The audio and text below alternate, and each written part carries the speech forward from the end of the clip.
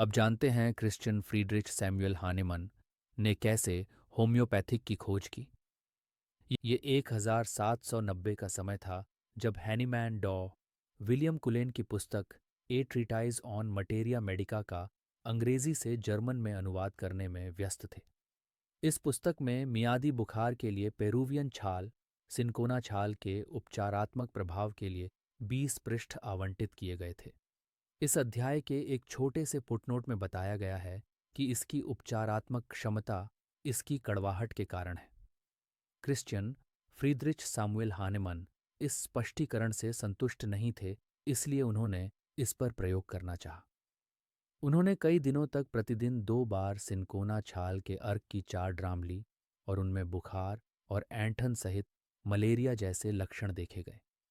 अंतिम निष्कर्ष पर पहुंचने से पहले उन्होंने पुष्टि के लिए यही प्रयोग स्वयं पर भी दोहराया। उन्होंने अपने मित्रों और अन्य स्वयंसेवकों पर भी इसी प्रकार के प्रयोग किए।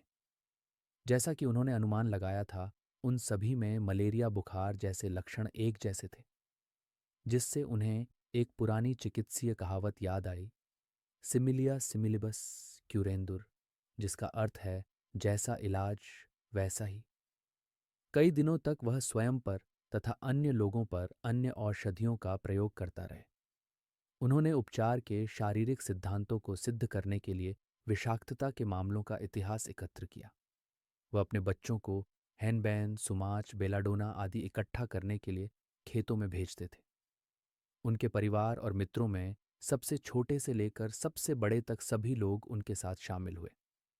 उन्होंने अपने देखे गए प्रभावों पर सबसे सटीक जानकारी एकत्र की।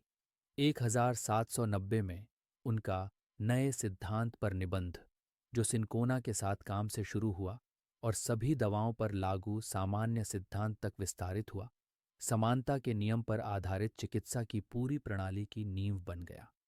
उन्होंने पुनः चिकित्सा का अभ्यास शुरू कर दिया, लेकिन उन्होंने कभी भी स्वयं द्वारा उत्पादित दवाओं के लिए शुल्क नहीं लिया। 1790 से 1705 के बीच होम्योपैथी धीरे धीरे जन्म ले रही थी।